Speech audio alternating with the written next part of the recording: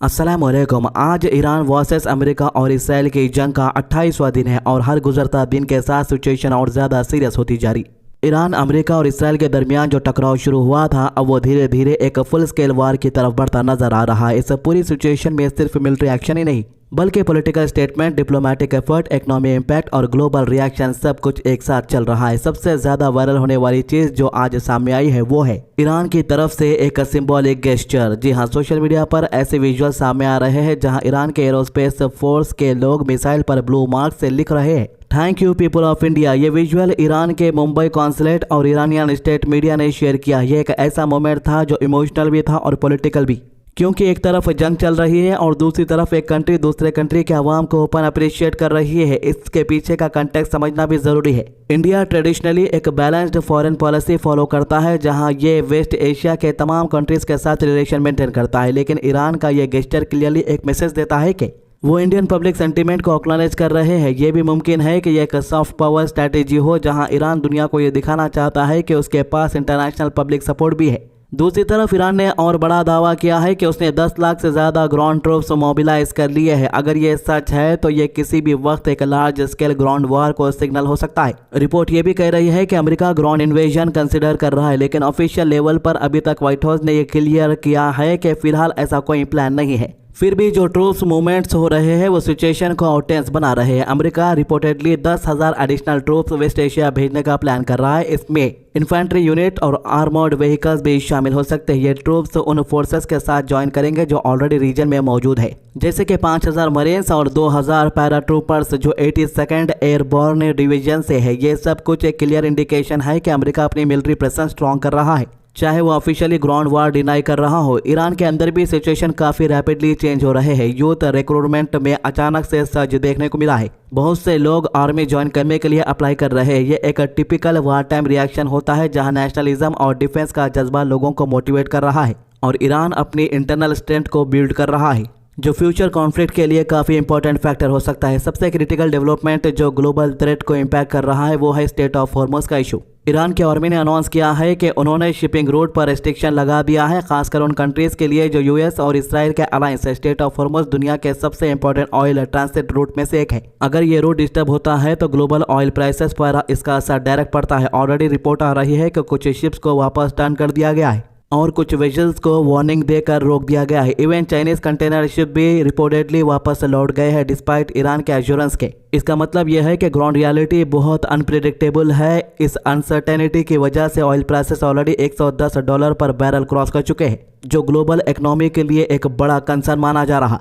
इसी बीच United nation security council भी active हो चुका है। आज एक क्लोज डोर मीटिंग बुलाई गई है जहां वेस्ट एशिया कॉन्फ्लिक्ट डिस्कस होगा। रशिया ने इस मीटिंग की डिमांड की थी और फोकस यह है कि यूएस और इसराइल के हमलों का सिविलियन इंफ्रास्ट्रक्चर पर क्या इम्पैक्ट हो रहा है। यह डिप्लोमेटिक लेवल पर एक इम्पॉर्टेंट डेवलपमेंट है, लेकिन हिस्ट्री ये बताती है कि यूएनएससी मीटिंग अक्सर डिस्कशन तक ही लिमिटेड रह जाती है जब तक मेजर पावर अग्री ना करे। चाइना ने भी अपना स्टैंड क्लियर कर दिया है। चाइनीज फॉरेन मिनिस्ट्री वांग यी ने ओपनली कहा है कि डायलॉग ही एक सोल्यूशन है। इन्होंने ये भी एम्फसाइज किया कि स्टेट ऑफ हॉर्मुज़ का नॉर्मल ऑपरेशन बहुत जरूरी है ग्लोबल थ्रेट के लिए। चाइना ने पाकिस्तान को भी सपोर्ट किया है मीडिएटर के रोल में, जो एक इंटरेस्टिंग डेवलपमेंट है। इसका मतलब यह है कि चाइना और पाकिस्तान मिलकर एक पीस प्रोसेस पुश करना चाहते हैं। इस जंग का एक ह्यूमन एंगल भी है जो इग्नोर नहीं किया जा सकता। अबू धाबी में मिसाइल डेब्रिस यानी मिसाइल के टुकड़े गिरने से एक इंडियन सिटीजन की मौत हो गई। देखिए, जब कोई भी कंट्री किसी मुल्क के ऊपर मिसाइल से हमला करती है तो उसका जो मिसाइल डिफेंस सिस्टम है वो उसे रोकने के वास्ते कुछ मिसाइलें छोड़ता है,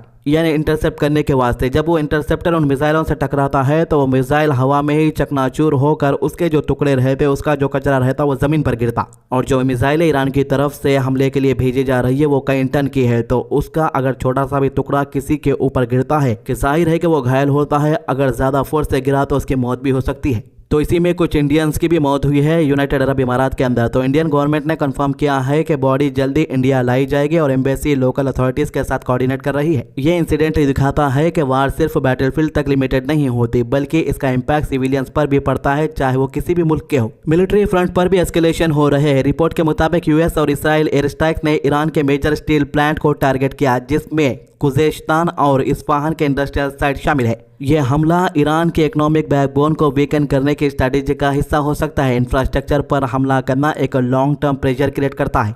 ईरान ने भी वार्निंग दी है कि अगर अमेरिका ग्राउंड ट्रूप्स डिप्लॉय करता है तो सिचुएशन कंट्रोल से बाहर हो सकती है। ईरानियन पार्लियामेंट स्पीकर ने कहा है कि यूएस ऑलरेडी अपने सोल्जर्स को प्रोटेक्ट नहीं कर पा रहा, जो सोल्जर्स मिडिल ईस्ट के दूसरे कंट्रीज के एयर बेसेस के अंदर है, तो ईरान की जमीन पर उसकी सेफ्टी और भी मुश्किल होगी। यह एक स्ट्रॉन्ग वार्निंग है जो डायरेक्ट कन्फ्रंटेशन की तरफ इशारा करता है। इसी बीच कुछ रिपोर्ट्स ये भी कह रही है कि जर्मनी ने रशिया पर इल्जाम लगाया है कि वो ईरान को टारगेटिंग इन्फॉर्मेशन प्रोवाइड कर रहा है। अगर ये सच है तो इसका मतलब ये कॉन्फ्लिक्ट सिर्फ रीजनल तक नहीं रहेगा बल्कि ग्लोबल पावर राइवलरी का हिस्सा बन चुका है, जहां यूक्रेन वार और middle east conflict indirectly connected हो रहे हैं। इकोनॉमिक फ्रंट पर ईरान ने सैंक्शंस को बाईपास करने के लिए क्रिप्टो करेंसीज का यूज बढ़ा दिया है। सिर्फ कुछ दिनों में $10 मिलियन से ज्यादा ट्रांजैक्शन रिपोर्ट हुए हैं। अब काफी लोग यही सोच रहे होंगे कि इतनी बड़ी जंग चल रही है, अमेरिका बोल रहा पैसे खत्म हो रहे, इसराइल बोल रहा पैसे खत्म हो रहे, लेकिन ईरान एक बार भी ये नहीं बोला कि पैसे खत्म हो रहे, बोल के आखिर ईरान कैसा कमा रहा। देखो भाई, सभी को पता है कि ईरान का सबसे ज्यादा हिस्सा जो पैसों का आता है वो तेल की वजह से आता है, फिर गैस की वजह से आता है, इसके पास सोना भी है।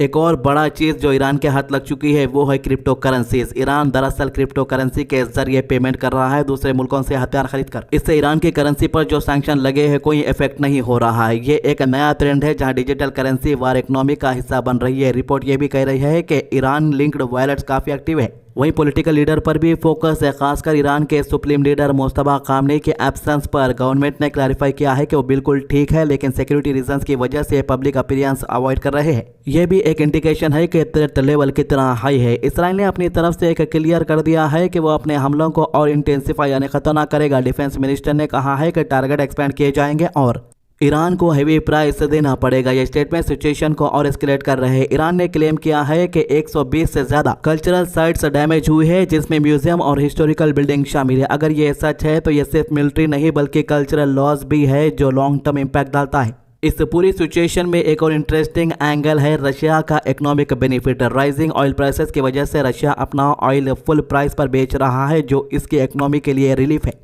ये दिखाता है कि जंग का इनडायरेक्ट बेनिफिट भी कुछ कंट्रीज को मिल रहा है। फाइनली सबसे इंपॉर्टेंट बात यह है कि अभी तक कोई क्लियर सॉल्यूशन नजर नहीं आ रहा। हर कंट्री अपनी स्ट्रैटेजी फॉलो कर रही है। डिप्लोमेटिक टॉक्स स्लो है और मिलिट्री एक्शन फास्ट हो रहे हैं। आने वाले दिनों में एस्केलेशन का रिस्क हाई है, जैसे पोलैंड के प्राइम मिनिस्टर ने भी वार्न किया है। ये जंग सिर्फ ईरान, यूएस और इसराइल के बीच नहीं रह गई है, ये अब एक ग्लोबल चेस बोर्ड बन चुका है जहां हर मूव का इम्पैक्ट पूरी दुनिया पर पड़ रहा है। और सबसे बड़ी बात यह है कि इस वक्त मुश्किलात हर कंट्री की चौखट पर है, जहां किसी भी वक्त सिचुएशन और ज्यादा डेंजरस हो सकती है। देखिए, पेट्रोल पंप और गैस स्टेशंस पर जो बड़ी बड़ी लाइनें लगी हुई है, आपको बता दो इंडिया को पेट्रोल तो आ रहा है। इंडिया चाहे तो यूएस से पेट्रोल ले सकता है या रशिया से भी पेट्रोल ले सकता है, क्योंकि रशिया के ऊपर जो सैंक्शंस थे वो अमेरिका में खत्म कर दिए। यानी इंडिया को कहा है कि 1 महीने के वास्ते तुम रशिया से ऑयल खरीद सकते हो, चाहे तो ईरान से भी खरीद सकते हो। तो इंडिया के लिए पेट्रोल के लिए कोई परेशानी नहीं होगी, लेकिन परेशानी होगी तो गैस के लिए होगी। इसीलिए भारत सरकार ने पहले ही कमर्शियल गैस सिलेंडर के ऊपर रोक लगा दी है और बाकी जो घरों को सिलेंडर आता है वो लिमिटेड दिया जा रहा। तो पेट्रोल गैस से परेशान हो भाई, परेशान होना है तो थोड़ा बहुत गैस के वास्ते हो सकते हैं, जो लोगों के होटल है जो कमर्शियल यूज करते हैं वो लोग।